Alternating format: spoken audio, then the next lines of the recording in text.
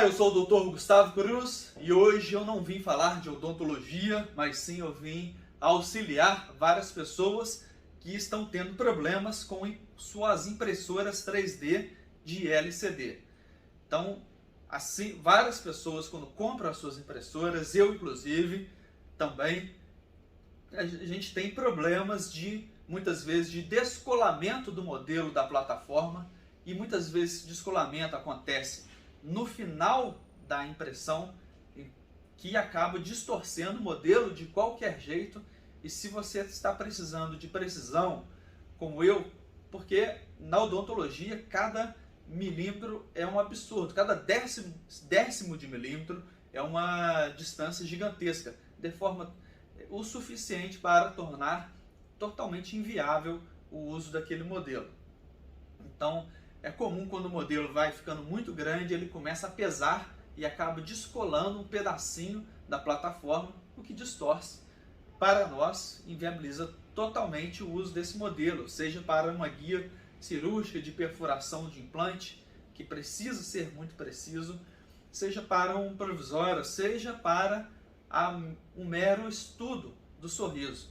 Aquele milímetrozinho que deforma, para nós é totalmente inviável, aquilo vai distorcer, não serve mais para a gente analisar o caso como a gente queria. Então eu consegui resolver este problema. E aí eu passei a ter outro problema que talvez você também já tenha conseguido resolver o primeiro e agora está tendo esse, que é a dificuldade de soltar o modelo da plataforma. Ele acaba ficando agarrado demais e a gente, com as ferramentas, às vezes acaba arranhando a plataforma. Vi alguns tutoriais de como solucionar isso e acabei arranhando minha plataforma. Arrumei uma solução muito melhor para isso, muito mais simples, muito mais rápida, muito mais fácil, e hoje vou passá-la para vocês. E também algumas outras dicas que acredito que vão ajudar você que está iniciando na impressão 3D, para que não tenha esses problemas de distorção, não tenha essas dificuldades com colar ou soltar o modelo da plataforma. Vamos lá. Quem inicia na impressão 3D logo se depara com vários tutoriais de como definir os parâmetros para a sua resina na sua impressora. Eu particularmente estava estudando várias coisas de odontologia, renovando muita coisa, inovando técnicas, e para mim era pesado estudar esse tipo de coisa, ficar horas a fio estudando isso. E se eu tivesse uma solução melhor, mais rápida, eu usaria. E assim como encontrei, e foi o que eu utilizei. Se serve para você, ótimo. Se você já quer se refinar logo de cara, ficar fera, saber definir todos os parâmetros para um tipo de resina para outro, excelente também. Mas eu digo que eu tive resultado na melhora da precisão. Minhas impressões, eu testo elas e elas são realmente muito, muito precisas. Então, qual que é a primeira dica? A primeira dica é você utilizar a mesma resina que o seu fabricante indica para a sua impressora, e também utilizar o software que o fabricante fornece para fazer os slices, ou seja, para preparar a sua peça para a sua impressora. Outra coisa é que, ao comprar a minha impressora, eu dei preferência a um modelo. Isso, na verdade, não sei se faz toda a diferença, mas acredito que sim, que é um modelo com duas hastes para descer e subir a plataforma. Eu entendi que uma haste só poderia ficar mais fácil essa plataforma perder o seu nivelamento. E as duas hastes, a gente tem uma estabilidade teoricamente melhor. Imaginei também que a chance de ter problema, de ela inclinar um pouco e agarrar na haste, seria menor. Não tenho base, isso é simplesmente um raciocínio lógico que eu defini na hora de comprar a minha impressora. Então, o modelo mais comum que a gente vê aí da marca da minha impressora, que eu comprei a Anycubic, é o modelo Photon, porque ele é um modelo mais em conta e realmente tem uma boa precisão, resolve o problema. Mas eu comprei um modelo pouca coisa mais caro, que é o Photon S, que tem essa diferença que acredito que realmente faça a diferença. Outra coisa que esse modelo tem de muito legal também é que se você já mexe com impressão 3D, não sei qual que é a sua impressora, mas talvez você sinta um cheiro muito forte da resina. Às vezes, quando começa a impressão, aquele cheiro impregna todo o ambiente, se alastra às vezes por todo um andar. E o cheiro da resina, na minha opinião, é agradável, gostoso, mas forte demais não fica tão legal, principalmente se você trabalha num ambiente fechado de consultório, como eu. Então, aquele cheiro impregnando todas as salas realmente não é legal. E o modelo Photon S, ele tem uns blocos de carvão ativado que tiram realmente esse cheiro, realmente resolve o problema. Eu fico do lado da impressora, dá um cheirinho no laboratório, mas é fraquinho e eu diria até que é agradável esse cheiro. Agora vamos às soluções que eu arrumei para a plataforma grudar realmente o modelo. Bom, uma coisa que se sabe, né? Aí, se você já procurou a solução para isso, você já deve ter encontrado que você esquentar a resina resolve o problema. E realmente resolve. E aí tem muita gente que coloca as resinas já debaixo de uma lâmpada, o tempo todo ficam as resinas quentes, tem gente que coloca no micro-ondas. Então são várias as soluções, e a solução que eu encontrei para o meu fluxo de trabalho foi mais interessante. Vamos ver isso agora. Tenho aqui uma seladora, né, para poder esterilizar o material. Então eu deixo a seladora ligada e eu deixo a placa aqui em cima um tempinho, então ela fica quente, às vezes quente até demais, não tem problema. E aí eu pego essa placa, eu pego a minha placa e quente ainda, eu coloco ela na impressora. É importante, se você tiver com a resina um pouco parada há algum tempo, é importante você homogeneizar bem essa resina aqui, porque dá uma diferença.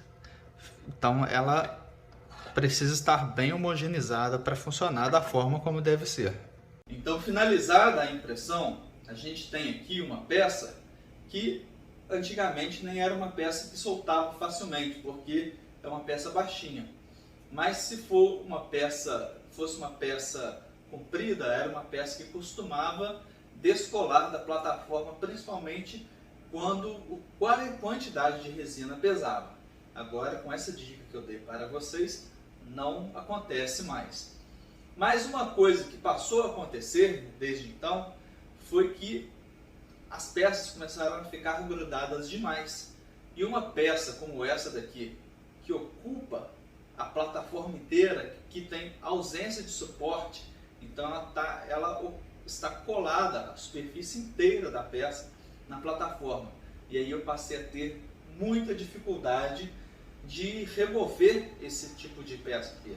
Então eu vi vários vídeos na internet, então desde o uso de espátulas de pedreiro, facas, espátulas normais, até aquelas réguas de metal, e eu tentava remover, acabava arranhando a minha plataforma.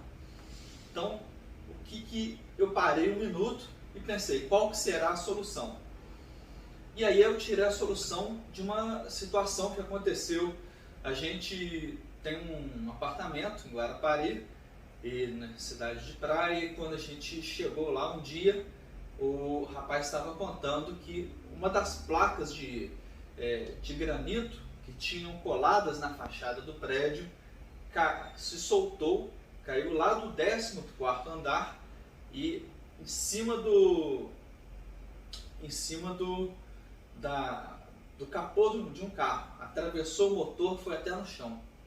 Vocês imaginam o tamanho do estrago, e a gente estava em pé exatamente nesse lugar. Então o rapaz falou, toma cuidado aí, porque esse tipo de peça ainda estão arrumando, ainda não soltaram todas as peças. Na verdade, não existe nem a necessidade de soltar. E hoje em dia eu andei prestando atenção, muitas fachadas que têm peças de granito pesadas, peças de mármore, elas estão atualmente elas são parafusadas. Mas mesmo os azulejos, né, tem muitos prédios que tem revestimento de azulejo na parte externa. Aqui no Brasil tem muito, e essas peças, essas placas costumam se soltar facilmente. E por que acontece isso? Porque de manhã, né, de dia, o sol bate, esquenta as peças e as peças se dilatam. E à noite esfria e as peças contraem. Então, no verão as peças esquentam muito, se dilatam, no inverno elas se contraem. Então, isso, não sei se vocês lembram bem da física, né? Todo material ele tem um coeficiente de dilatação, ou seja, à medida que você esquenta o material, ele tende a dilatar, ele tende a aumentar de tamanho, ele tende a se expandir. E quando a gente esfria o material, ele tende a se contrair, a diminuir de tamanho. Poucos materiais fogem a essa regra, a maioria obedece muito bem essa regra. E o metal, principalmente o metal, ele tanto transfere o calor quase que bastante para todos os lados dele, e ele se expande, a maioria dos metais, né, se expande bastante e se contrai bastante relativo a outros tipos de materiais. Então, não sei se vocês já tiveram a curiosidade de observar as linhas de trem, né, os trilhos do trem em um dia muito frio. A distância entre um trilho e outro fica enorme. Parece que foi até mal feito. E por que isso acontece? Porque no dia que esquenta muito, o trilho ele se estica, ele fica de tamanho maior, e se ele encontrar o outro e continuar se esticando, ele vai para um lado ou para o outro ou para cima. Então vai bagunçar todos os trilhos. Então, para que ele se expanda e continue na mesma posição, eles têm que ficar no frio, eles têm que estar longe um do outro, para no calor eles estarem colados. Muito bem, e daí? O que isso tem a ver com a nossa situação? Daí que eu pensei, se a resina está tão aderida assim à plataforma, é de se imaginar que a resina, eu não sei exatamente, mas que a resina, pelo tipo de material, deva ter um coeficiente de dilatação muito menor do que o do metal, que o da plataforma. Então, se ela foi aderida à plataforma em uma temperatura, se eu aumentar muito essa temperatura ou se eu diminuir muito, essa plataforma vai se expandir mais do que a resina ou vai se contrair mais do que a resina. Não recomendo você aumentar tanto a temperatura, porque se você esquentar muito a plataforma, você vai acabar derretendo a resina e deformando o seu modelo. Agora, a gente pode fazer o contrário. Se a gente pegar acabou de lavar o material, a gente pega ele, de preferência ainda molhado no álcool, a gente coloca ele no congelador. Então vou fazer isso aqui. Pronto, vou colocar no congelador.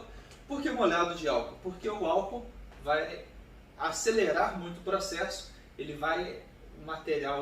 plataforma vai gelar muito mais rápido, e essa plataforma gelando, ela vai ficar menor do que ela estava antes. Ou seja, a resina não vai conseguir ficar grudada nela, assim como os azulejos não conseguem ficar grudados à superfície a fachada de um prédio.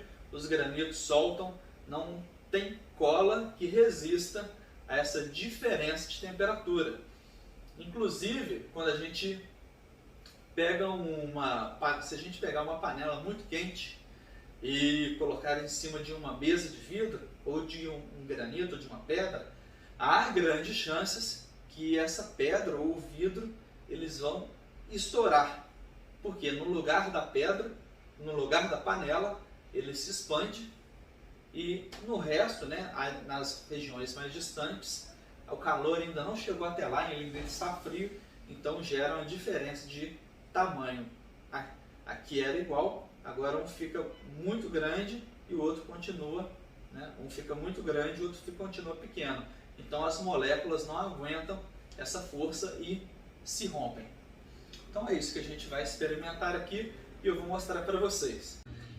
Então, eu fui ali atender um paciente, deixei a peça um pouquinho de tempo ali no congelador, na plataforma, e vocês vão ver como que agora, simplesmente com uma espátula normal, eu consigo remover essa peça com uma relativa facilidade.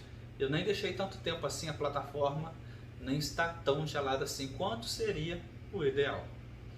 Então, olha, eu vou achar um pontinho onde que tem algum lugar para entrar aqui, e a partir daí, vocês veem que uma peça desse tamanho, colada desse tanto, não é exatamente a peça mais fácil, mas vocês veem que eu já consegui entrar debaixo da peça. Se não tivesse gelado, dificilmente eu teria tanta facilidade assim de entrar com essa peça aqui debaixo, olha.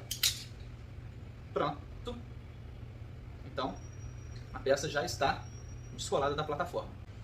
Então, eu espero ter ajudado vocês e espero que vocês tenham boas impressões de mim e bons modelos impressos aí também. Um abraço para vocês e lembre-se que você merece este sorriso.